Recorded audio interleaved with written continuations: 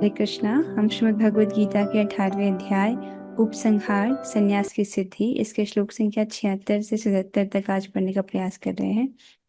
महाकवि जयदेवदास प्रभु जी।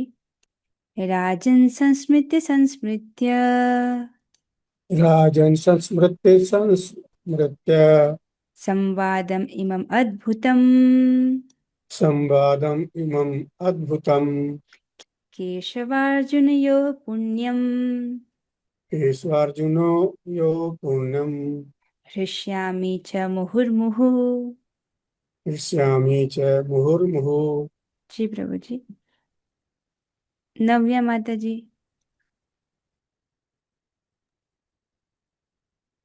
राजन् संस्मृत्य संस्मृत्य राजा संस्मृत्य संस्मृत्य संवादम् इमम् अद्भुतम् संवादम् इमम् अद्भुतम् केशवार्जुनयोः पुण्यम् केशवार्जुनयोः पुण्यम् हृष्यामि च मुहुर्मुहुः।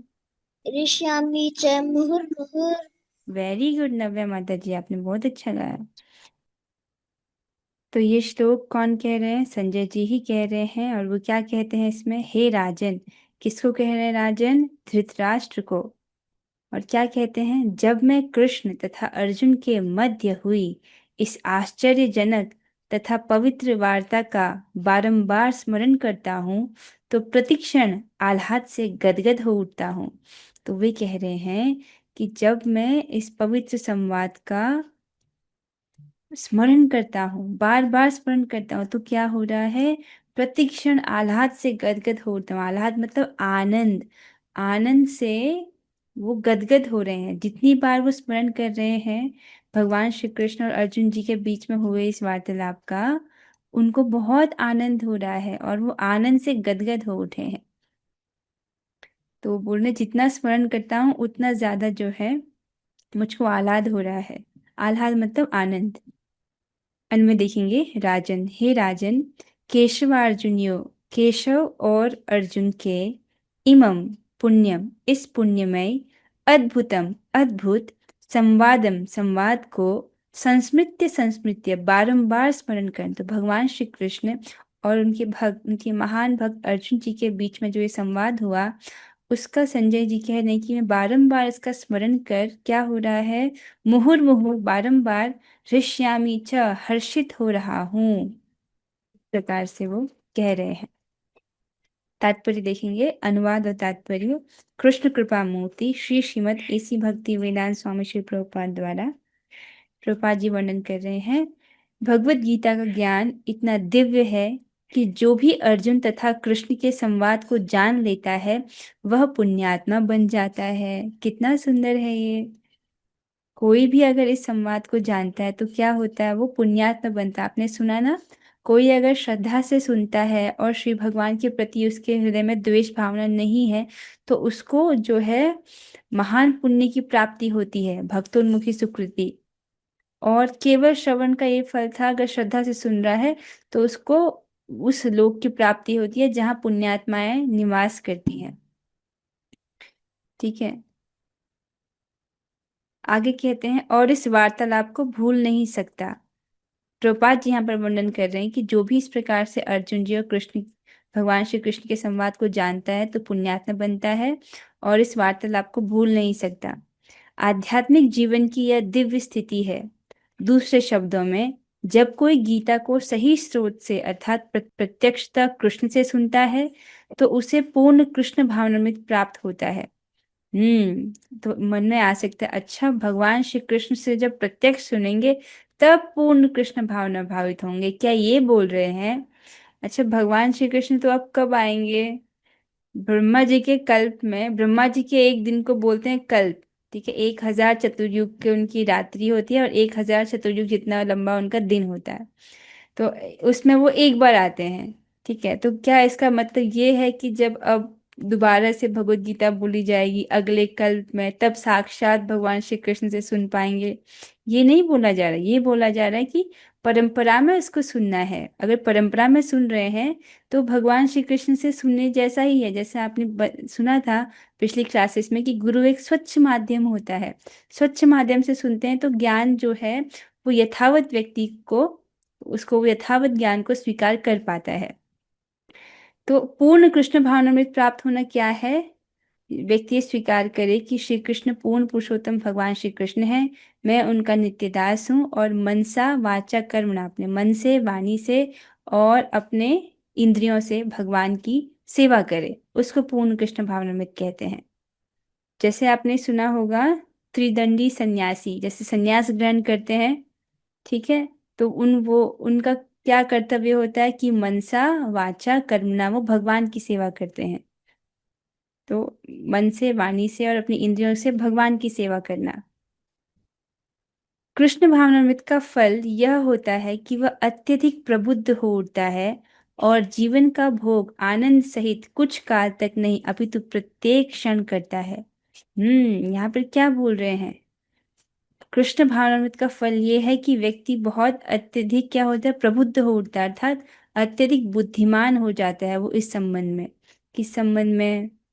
और आगे यहाँ पे क्या बोल रहे हैं कि जीवन का भोग आनंद सहित कुछ काल तक नहीं अपितु प्रत्येक क्षण करता है। ये क्या कह रहे हैं, इसको समझिए। इसको समझाने के लिए यहाँ पर श्रीमद् भगवद गीता का दूसरे अध्याय का 70वां श्लोक रखा गया है। यहाँ पर इसका वर्णन है कि शांति किसको प्राप्ति होती है। शांति प्राप्त होना अर्थात सुख प्राप्त होना। आपूर्यमाणम् अचल प्रतिष्ठं समुद्रमापः प्रविशन्ति यद्वत् तद्वत् कामायं प्रविशन्ति सर्वे स शान्तिमाप्नोति न कामकामी। जो पुरुष समुद्र में निरंतर प्रवेश करती रहने वाली नदियों के समान इच्छाओं के निरंतर प्रवाह से विचलित नहीं होता और जो सदैव स्थिर रहता है, वही शांति प्राप्त कर सकता है, वह नहीं जो ऐसी इच्छाओं को तुष्ट करने की चेष्टा करता हो। तो यहाँ पर क्या वर्णन है? जिस व्यक्ति को वास्तविक ज्ञान हो गया है वो क्या करेगा, उसके हृदय में उठने वाली बहुत सारी इच्छाएं, उनको पूरा करने के लिए वो भागता नहीं, ठीक है, इस वो स्थिर रहता है। तो ऐसा जो व्यक्ति है उसको वही शांति प्राप्त करता है, ऐसा नहीं जो कि उन इच्छाओं को तुष्ट करने की चेष्टा करता हो। मन में बहुत सारी इच्छाएं उठती हैं, उसको व्यक्ति तुष्ट करने के लिए भागता नहीं है, तो ऐसा व्यक्ति जो है वो शांति प्राप्त करता है। तो यहाँ पर वर्णन कर रहे हैं कि वो जीवन का भोग आनंद सहित कुछ काल तक नहीं अपितु प्रत्येक क्षण करता है। तो इस प्रकार से जो ज्ञान से युक्त होता है तो वह आनंदित होता है, एक क्षण के लिए नहीं, प्रत्येक क्षण के लिए, ठीक है। इसको और आप समझिए, श्रीमद् भगवत चतुश्लोकी श्रीमद् भगवत गीता से इसको सुनिए, जिसमें भगवान बताते हैं कि कौन आनंद में रहता है। श्रीमद् भगवत गीता 10वां अध्याय 9वां श्लोक, जिसमें श्री भगवान वर्णन करते हैं, मच्चित्ता मतगत प्राणा बोधयन्तः परस्परम कथयन्तश्च माम नित्यम तुष्यन्ति च रमन्ति च।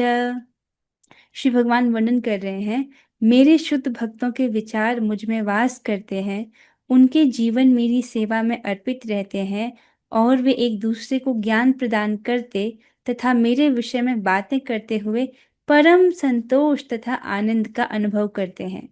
तो कौन परम संतोष और आनंद का अनुभव करते हैं? जो भगवान के शुद्ध भक्त हैं और उनकी भक्ति में लगे रहते हैं, उनकी अनन्य भक्ति करते हैं। तो ऐसे जो भक्त हैं जिनके विचार भगवान में वास करते हैं, जीवन भगवान की सेवा के लिए अर्पित है और वो एक दूसरे को ज्ञान प्रदान करते हैं, भगवान के विषय ज्ञान, भगवत वार्ता करते हैं, भगवान के भक्तों की वार्ता करते हैं, अर्थात ये जो कथा चर्चा है, हरि कथा है, उनके भक्तों की कथाएं हैं, इस प्रकार से एक दूसरे को ज्ञान प्रदान करते हैं तथा मेरे विषय में बातें करते हुए, भगवान के विषय में बातें करते हुए उनको परम संतोष और आनंद का अनुभव होता है। अब हम अगला श्लोक पढ़ेंगे। जो भक्त गाना चाहते हैं वे हाथ खड़ा कर सकते हैं। नव्य माता जी।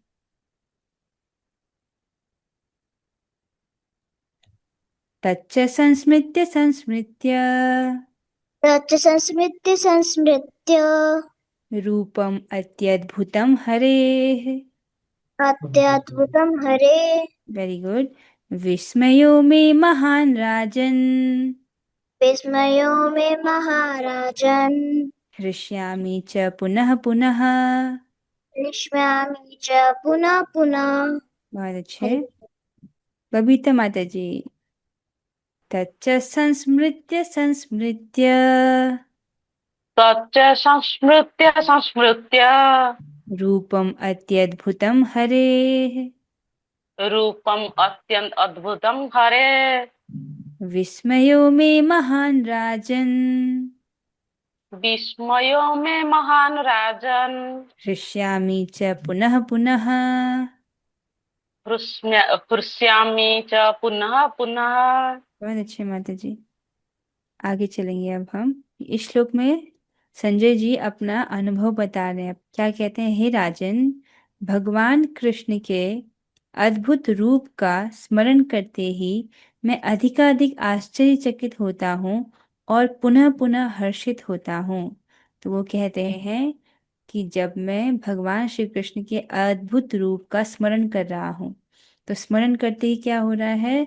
अधिकाधिक आश्चर्यचकित हो रहा हूँ और पुनः पुनः हर्षित हो रहा हूँ। यहाँ पे कह रहे हैं ना, हृष्यामि च पुनः पुनः, बारंबार जो है मैं हर्षित हो रहा हूँ। हर्षित मतलब और प्रसन्न हो रहे हैं, रोमांचित हो रहे हैं। अन्वय को देखेंगे। राजन, हे राजन, तो यहाँ पर संजय जी धृतराष्ट्र को संबोधित कर रहे हैं। हरे, श्री हरि के, तत् उस, अत्य अद्भुतम, अत्यंत अद्भुत, रूपम अर्थात रूप को, संस्मृत्य संस्मृत्य च, बार बार स्मरण कर। तो इस प्रकार से वो बार बार स्मरण कर रहे हैं भगवान श्री कृष्ण के रूप का।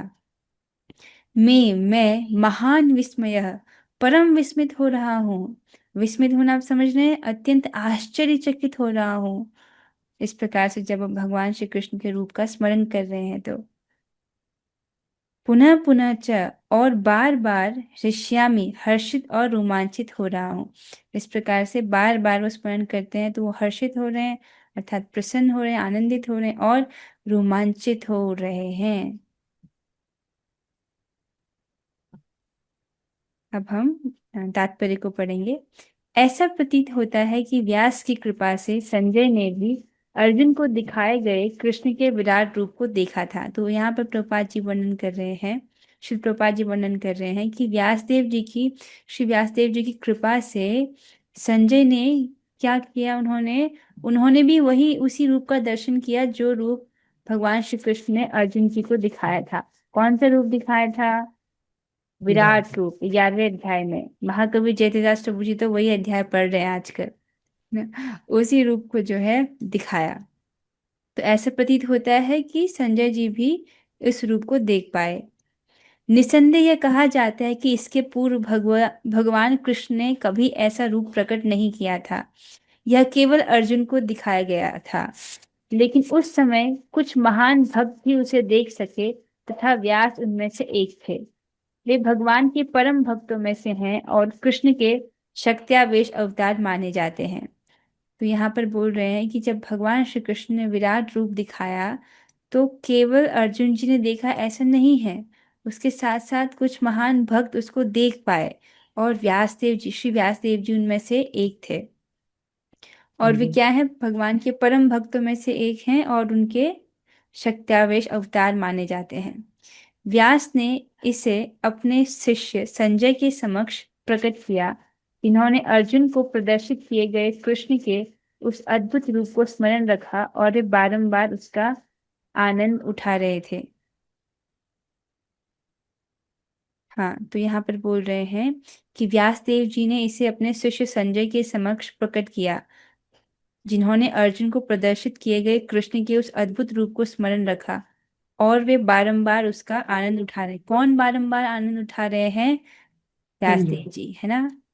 यहाँ पर वर्णन है कि संजय जी बारंबार इसको स्मरण करके और आनंदित हो रहे हैं और रोमांचित हो रहे हैं। तो इस प्रकार से आप जानते हो कि व्यासदेव जी की कृपा थी संजय जी पर, उन्होंने उनको दिव्य दृष्टि प्रदान की जिसके कारण वो साक्षात देख पा रहे थे कि युद्ध स्थल में क्या हो रहा है।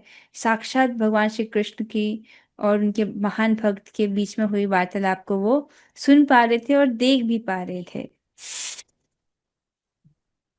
इसके साथ जो है आज के श्लोकों पर चर्चा तो यहाँ पर विश्राम हो रही है। ओके, किसी का कुछ प्रश्न नहीं है?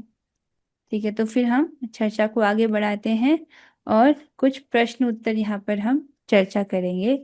एक ही प्रश्न है, जैसे भगवान ने कहा ना, सर्वधर्मान् परित्यज्य मामेकं शरणं व्रज अहम त्वां सर्व पापेभ्यो मोक्षयिष्यामि मा शुचः। समस्त प्रकार के धर्मों का परित्याग करो, एकमात्र मेरी शरण ग्रहण करो।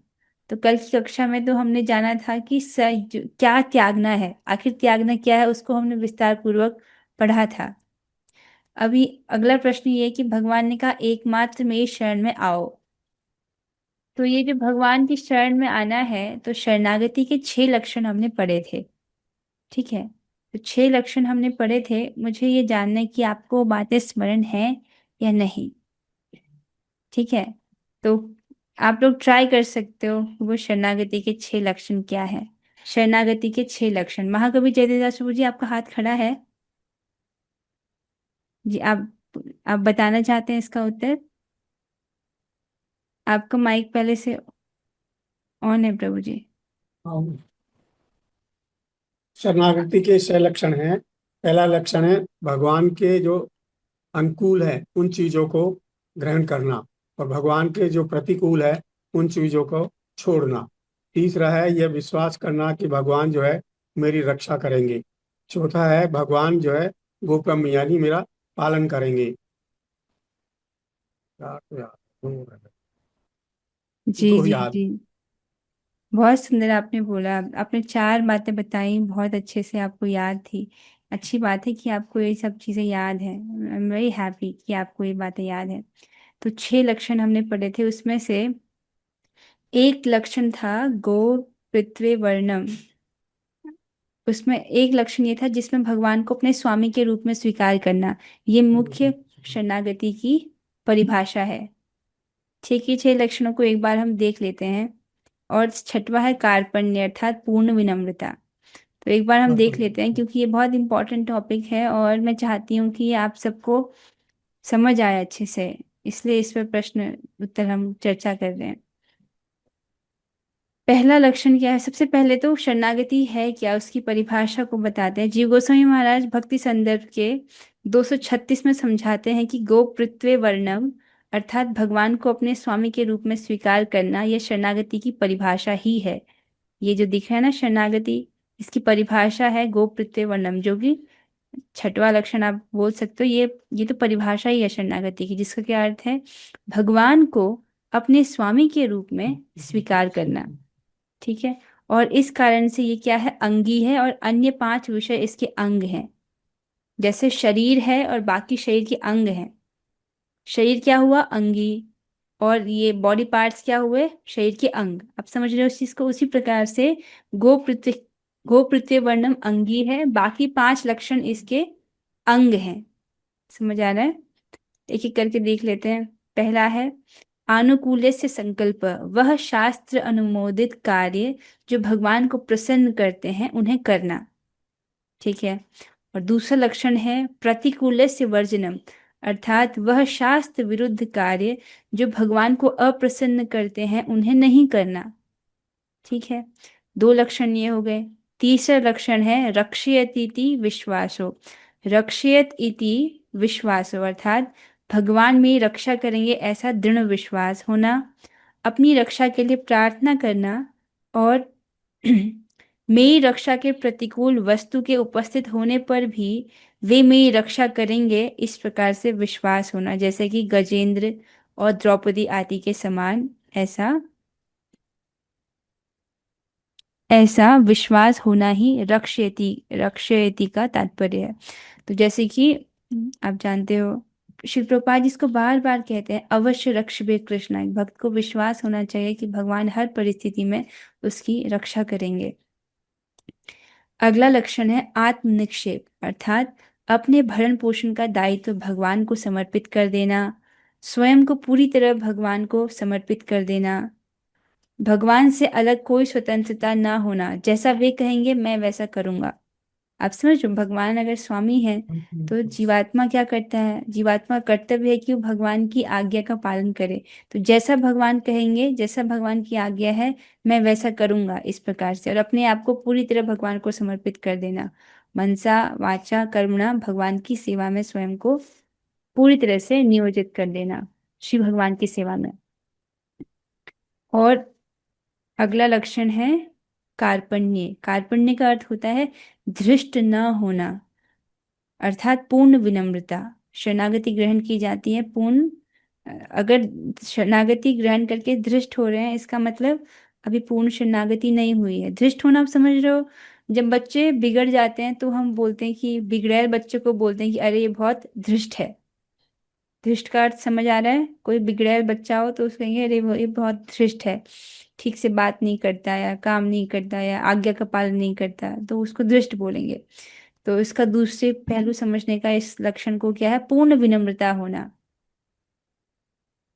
अपनी दयनीय स्थिति को अन्यों के समक्ष प्रस्तुत ना करना, ये भी अर्थ है कि अब भक्त जो है, अपनी जो उसकी जो स्थिति है, दयनीय स्थिति, वो किसी अन्य के समक्ष प्रस्तुत नहीं करता है।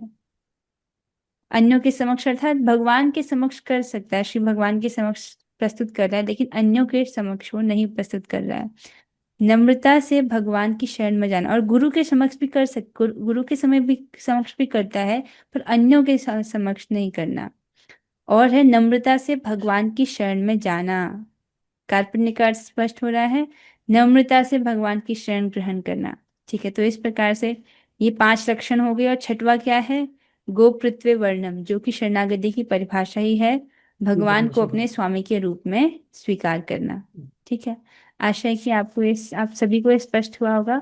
ये बहुत महत्वपूर्ण है, इसलिए इस पर दोबारा जो है हम चर्चा कर रहे हैं। आशा कि अब स्पष्ट हुआ होगा। अब हम पढ़ेंगे समुद्र यात्रा में हृदयाघात के समय श्री कृष्ण का साक्षात्कार। यहाँ पर कुछ लीलाएं हैं प्रभुपाद जी के संबंध में। तो ये कब की घटना का वर्णन है, जब श्रील प्रभुपाद जलदूत जहाज से अटलांटिक महासागर पार कर रहे थे, उस समय उन्हें 2 बार भयंकर हृदयाघात आया। आप सभी समझते हैं श्री प्रभुपाद जी अपनी जेब में 40 रुपए लेकर के यहाँ से पाश्चात्य देशों में गए प्रचार कार्य के लिए, और वे एक जहाज पर गए जिसका नाम था जलदूत, जो कि मालवाहक माल ढोने वाली जहाज था। उस पे वे अटलांटिक महासागर को पार कर रहे थे। उस दौरान क्या हुआ, 2 बार उनको हार्ट अटैक आया, भयंकर। उनकी स्थिति अत्यंत गंभीर हो गई और वहां पर डॉक्टर भी नहीं था। आप समझ सकते हो, इस प्रकार से समुद्र में है और वहां पर हार्ट अटैक आ जाए, वो भी 2, तो अत्यंत भयंकर हृदयाघात उनको हुआ। तो वहां पर न कोई जान पहचान का था। उस समय उन्होंने श्री कृष्ण से प्रार्थना की। क्या प्रार्थना किया, उन्होंने प्रार्थना किया कि यदि मेरी सेवा अभी समाप्त नहीं हुई है तो मुझे बचा लो। इस प्रकार से उन्होंने श्री भगवान से विनम्र प्रार्थना किया कि अगर मेरी सेवा अभी समाप्त नहीं हुई है तो कृपया मुझे बचा लीजिए। उसी रात प्रभुपाद जी के स्वप्न में भगवान श्री कृष्ण ने दर्शन दिए, बाल कृष्ण रूप में। उन्होंने प्रभुपाद के सीने पर अपना चरण कमल रख दिया। उसी क्षण प्रभुपाद जी के हृदय में असह्य पीड़ा समाप्त हो गई।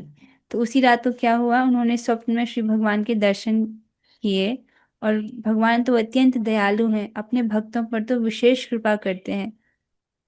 तो उन्होंने क्या किया, श्री प्रभुपाद जी के हृदय में उनके सीने पर अपना अत्यंत सुकोमल चरण कमल जो है उसको उन्होंने रखा, और क्या हुआ, उसी क्षण उनके हृदय में जो असहनीय पीड़ा हो रही थी, वो पीड़ा समाप्त हो गई। उन्होंने अनुभव किया कि यह चमत्कारिक कृपा से ही संभव हुआ है। उन्होंने क्या अनुभव किया था, प्रभुपाद जी ने अनुभव किया इस प्रकार का चमत्कार जो हुआ है कि मेरा असहनीय पीड़ा एकदम से समाप्त हो गई है। कैसे हुआ, इस प्रकार का चमत्कार कैसे हुआ, उन्हें ये समझ आया कि ये श्री भगवान की कृपा ही है, और इस प्रकार से उनकी यात्रा सफल रही।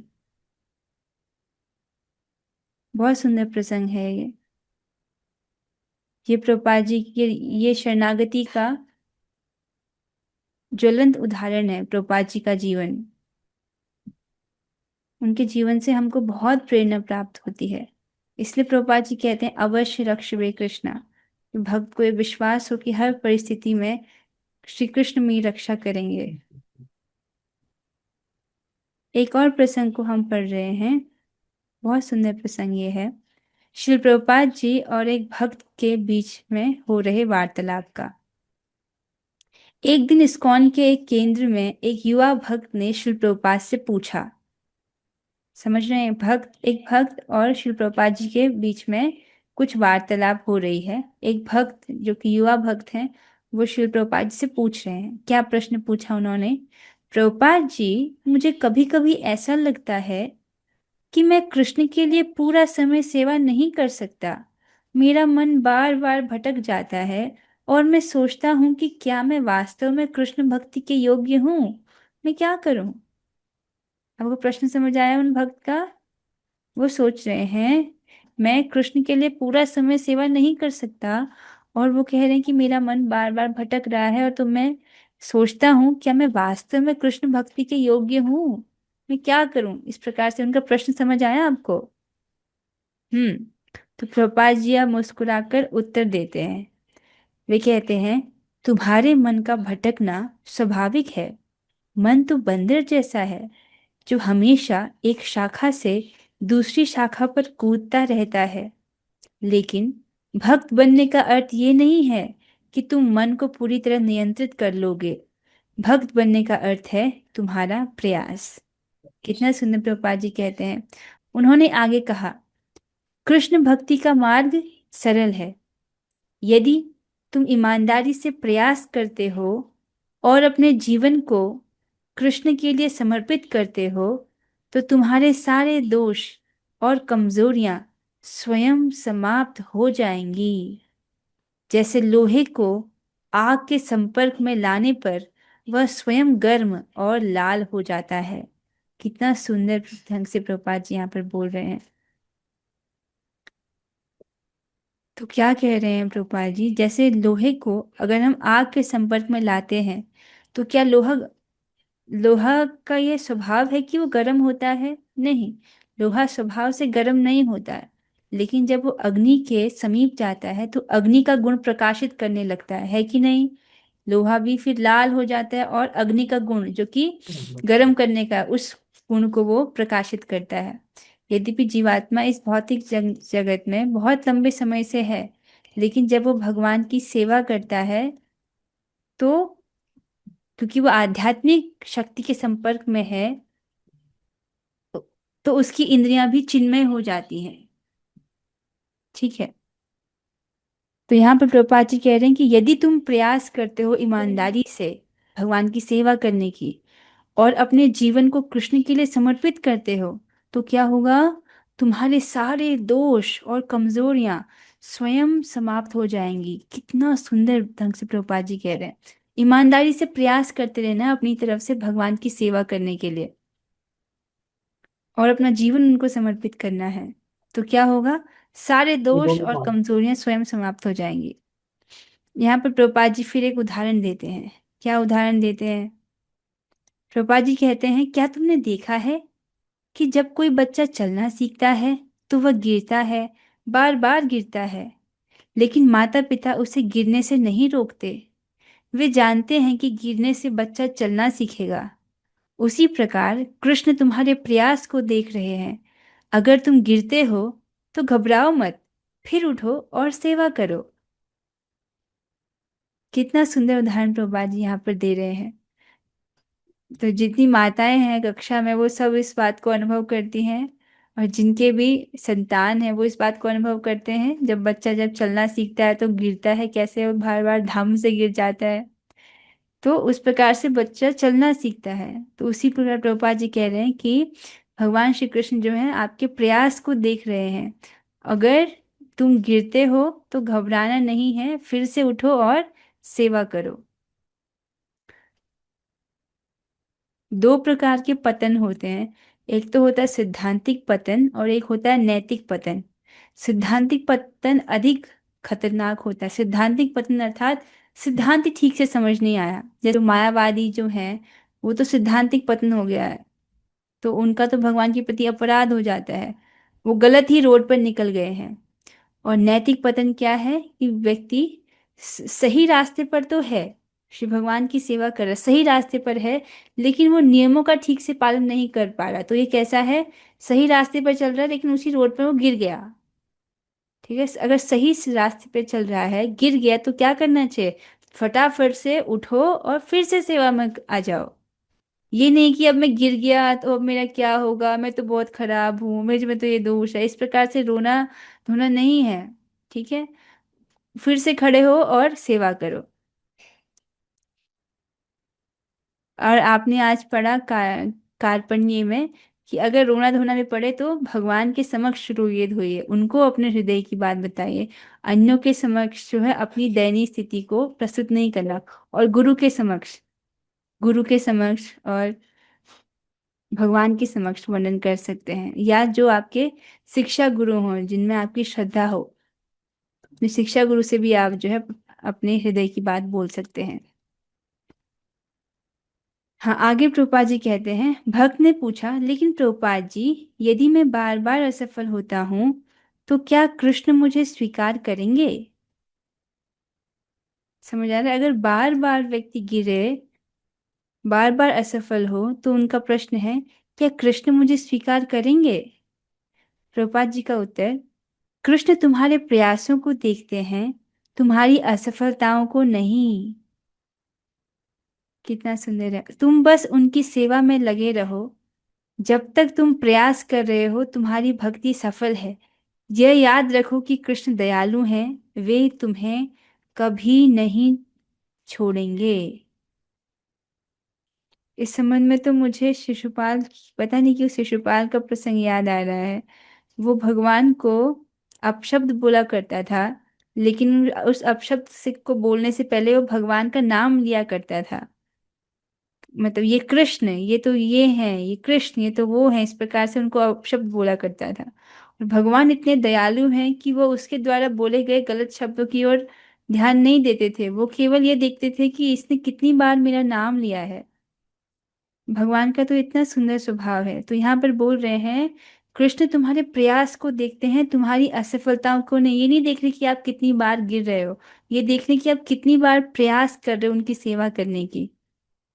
तुम बस उनकी सेवा में लगे रहो। जब तक तुम प्रयास कर रहे हो तुम्हारी भक्ति सफल है। ये याद रखो कि कृष्ण दयालु हैं, वे तुम्हें कभी नहीं छोड़ेंगे। प्रभुपाद जी का संदेश है, तुम्हारा काम है कृष्ण के प्रति अपना प्रेम और सेवा बढ़ाना। ठीक है, अपनी भगवान श्री कृष्ण के प्रति अपने प्रेम और सेवा को बढ़ाना। और महाप्रभु इसे कहते हैं कि ऐसा नहीं है कि बाहर में आपको बाहर से कहीं प्रेम प्राप्त होगा। वे कहते हैं नित्य सिद्ध कृष्ण प्रेम। ठीक है, जो जीवात्मा के हृदय में ये जो कृष्ण प्रेम है वो तो पहले से है, लेकिन इसको श्रवण और कीर्तन के द्वारा इसको उदित किया जाता है। प्रतिदिन श्रवण और कीर्तन रूपी जल से इस भक्ति लता बीज को जो है सींचा जाता है। तो फिर आगे प्रभुपाद जी कहते हैं कि तुम्हारा काम है कृष्ण के प्रति प्रेम और सेवा बढ़ाना। मन को नियंत्रित करने के लिए तुम कृष्ण के नाम का जप करो। जैसे इन भक्त का प्रश्न था ना कि मन बहुत चंचल है, मन बार बार भटकता है, तो क्या करें। तो प्रभुपाद जी यहाँ पर बता रहे हैं कि तुम मन को नियंत्रित करने के लिए तुम कृष्ण के नाम का जप करो। हरे कृष्णा कृष्ण कृष्ण हरे हरे, हरे राम राम राम हरे हरे। यही सबसे बड़ा साधन है। इसके साथ हम आज हो रही कथा को यहाँ पर विश्राम देते हैं। किसी भक्त का कुछ प्रश्न हो तो आप अभी पूछ सकते हो। हरे कृष्णा कृष्ण हरे कृष्ण कृष्ण हरे हरे, हरे हरे हरे राम हरे राम राम राम हरे राम हरे हरे। हरे कृष्ण। श्रीमद् भगवद गीता की जय। जय श्रीमती राधा रानी जी की जय। जय प्रभुपाद जी की जय। जय। नामाचार्य श्री हरिदास ठाकुर